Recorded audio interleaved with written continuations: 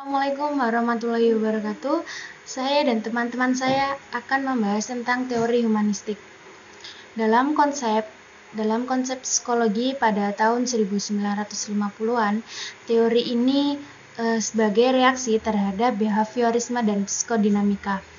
Aliran ini secara efektif telah memberikan perhatian pada dimensi manusia sebagai dari psikologi dan konteks manusia dalam proses pengembangan teori psikologi. Teori ini kemudian mendapatkan banyak sekali pertentangan yang kemudian memunculkan teori baru yang membantu untuk mengatasi kekurangan dari teori behavioristik itu. Teori tersebut adalah teori humanistik. Nah, konsep belajar dari teori humanistik itu tersebut adalah yaitu proses memanusiakan manusia di mana seseorang manusia diharapkan dapat mengaktualisasikan dirinya, yang artinya manusia dapat menggali kemampuannya sendiri untuk diterapkan dalam lingkungannya. Di dalam konsep teori humanistik ini menekankan pada dua aspek, yaitu satu aspek konektif dan yang kedua adalah afektif. Aspek konektif tersebut adalah menekankan pada ilmu pengetahuan dan sedangkan yang afektif menekankan pada aspek yang keduanya perlu dikembangkan dalam membangun individu. Teori humanistik yang pertama adalah Abraham Maslow. Abraham Maslow memiliki pandangan yang berbeda pada teori humanistik ini. Maka Maslow sendiri berpendapat bahwa proses belajar pada manusia merupakan proses yang dilaluinya untuk mengaktualisasikan dirinya. Proses belajar adalah sebuah proses untuk mengerti dan memahami siapa diri kita sendiri, bagaimana diri kita menjadi yang lebih baik, sampai potensi apa yang terdapat pada diri kita untuk dikembangkan ke arah yang lebih baik. Dan yang kedua adalah Carl Sam Rogers. Baginya, pengalaman individu merupakan fenomena logika yang dialami oleh individu itu sendiri. Rogers juga berpendapat bahwa setiap manusia memiliki kecenderungan untuk mencapai kesempurnaan di dalam hidup. Bentuk konsep hidup yang unik, menarik, dan tingkah lakunya selaras dengan konsep hidup yang dimilikinya. Menurut Rogers sendiri, pembelajaran itu terjadi melalui fenomena hidup atau pengalaman yang sudah dialami setiap individu. Dan yang terakhir adalah Arthur Cham. Ia memiliki pendapat bahwa belajar itu hal yang terjadi di mana saja dan kapan saja bagi seseorang yang ada artinya. Guru tidak bisa memaksakan seseorang untuk mempelajari berbagai hal yang tidak disukainya atau yang tidak relevan baginya. Maka ketika muncul perlawanan, hal itu sebenarnya merupakan bentuk perilaku buruk yang mencerminkan ketidakmauan seseorang untuk mempelajari hal yang bukan diminatinya. Karena sama saja dengan melakukan sesuatu yang baginya tidak mendatangkan kepuasan dan manfaat. Selanjutnya, saya akan membacakan tentang karakteristik teori humanistik. 1. Mengutamakan pembelajar sebagai pribadi unggul. 2. Memfokuskan pembelajar dalam tekad dan motivasi pribadi. 3. Memfokuskan pada fungsi afektif dan kognitif. 4. Mementingkan adanya pengenalan diri dan self-concept. 5. Memprioritaskan perspektif diri pada setiap individu. 6. Mendahulukan peningkatan dalam self-concept. 7. Memprioritaskan ilmu pengetahuan dasar dan pengalaman. Selanjutnya, penerapannya guru di sini akan menjadi fasilitator yang mana dalam teori humanistik sebagai berikut. 1. Peka terhadap siswa yang kurang percaya diri dalam belajar sehingga guru akan memberikan motivasi. 2. Menolong siswa untuk bisa mendapatkan kejelasan dalam tugas individu dan juga tugas grup dalam pembelajaran. 3.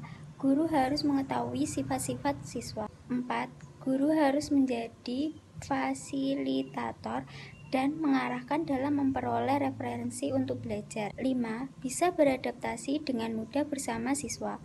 6. Guru juga harus mempunyai keterampilan komunikasi yang baik untuk bisa membaur sebagai pembimbing dan sahabat untuk siswa. Kelebihan teori humanistik. 1. Bersifat pembentukan kepribadian, hati nurani, perubahan sikap, dan analisis terhadap fenomena sosial. 2. Siswa merasa senang, berinisiatif dalam belajar, dan terjadinya perubahan pola pikir terhadap siswa. 3. Membantu siswa memahami bahan belajar secara lebih mudah dan menjadikan siswa lebih kreatif serta mandiri. 4. Siswa diharapkan menjadi individu yang bebas, berani, dan tidak terikat oleh pendapat orang lain, dan mengatur kepribadiannya sendiri secara tanggung jawab tanpa mengurangi hak-hak orang lain atau melanggar aturan, norma, disiplin, dan etika yang berlaku.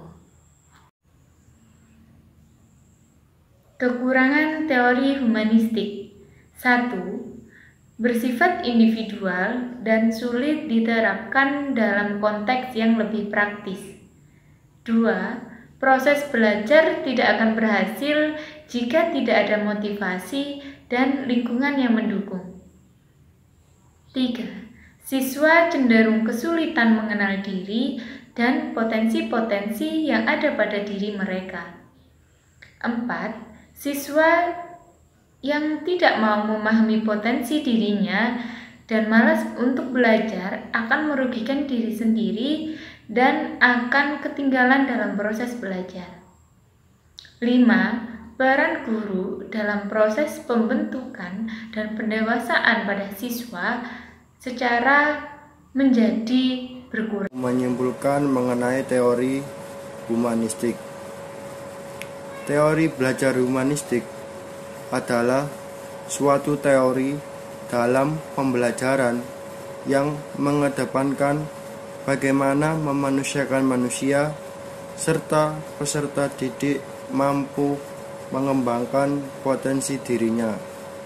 Tokoh-tokoh dari teori humanistik ini antara lain Arthur Combs, Maslow, Carl Rogers, Paul Honey, dan Mumford. Salah satu prinsip teori belajar humanistik adalah bahwa manusia itu mempunyai kemampuan belajar secara alami. Artinya, seseorang secara alami memiliki rasa ingin tahu dan keinginan yang mendalam untuk mengeksplorasi terhadap dunianya.